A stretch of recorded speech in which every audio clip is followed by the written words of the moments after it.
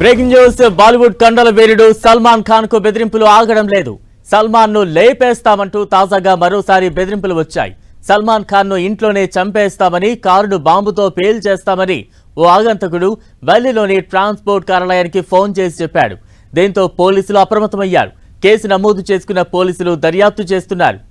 గతంలో కూడా సల్మాన్ ఖాన్ కు ఇలాగే బెదిరింపులు వచ్చాయి. అప్పుడు లారెన్స్ బిష్నోయ్ గ్యాంగ్ పేరును ప్రస్తావిస్తూ వచ్చిన పాటపై సల్మాన్ ఖాన్ కు ఈ బెదిరింపులు వచ్చాయి. ఆ పాట రచయిత ఒక నెలలోపు తీవ్ర పరిణామాలు ఎదుర్కోవాల్సి ఉంటుందని తీవ్రంగా హెచ్చరించారు. సల్మాన్ కు ధైర్యం ఉంటే వారిని రక్షించుకోవాలని అని హెచ్చరించారు. ఆ తర్వాత 3 రోజుల్లో 2 సార్లు సల్మాన్ కు ఇలాంటి బెదిరింపులు వచ్చాయి.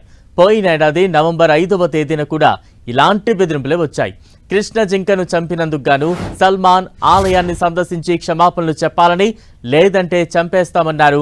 సల్మాన్ ప్రాణాలతో ఉండాలన్నా, బిష్నోయ్ గ్యాంగ్ తో ఉన్న వైరానికి ముగింపు పలకాలంటే 5 కోట్లు ఇవ్వాలంటూ ముంబై ట్రాఫిక్ పోలీసుల వాట్సాప్ నెంబర్కు అక్టోబర్ 17 రాత్రి మెసేజ్ చేశారు. దీంతో అప్రమత్తమైన పోలీసులు ఆ నెంబర్ ఎవరిది, మెసేజ్ ఎక్కడి నుంచి వచ్చిందని కనుక్కునే పనిలో పడ్డారు. ఈ కేసులో జంషెడ్పూర్కు 24 ఏళ్ల కూరగాయలు అమ్మకందారుడు షేక్ హుసేన్ షేక్ మౌసిన్ను అరెస్టు చేశారు. ఆ తర్వాత కూడా సల్మాన్కు ఇలాంటి బెదిరింపులు వచ్చాయి. బెదిరింపులకు పాల్పడింది నోయిడాకు చెందిన 20 ఏళ్ల వ్యక్తి మహమ్మద్ తయ్యబ్గా గుర్తించిన పోలీసులు అతన్ని అరెస్టు చేశారు. ఆ తర్వాత నవంబర్ 30వ తేదీన కూడా మరోసారి ఇలాంటి బెదిరింపులే వచ్చాయి. 2 కోట్లు ఇవ్వాలని, లేదంటే చంపేస్తామంటూ ఆయన్ను బెదిరించారు. సల్మాన్ కు బెదిరింపులు వచ్చిన ప్రతిసారి ముంబైలోని వర్లీ స్టేషన్కే కాల్ చేస్తున్నారు దుండగులు.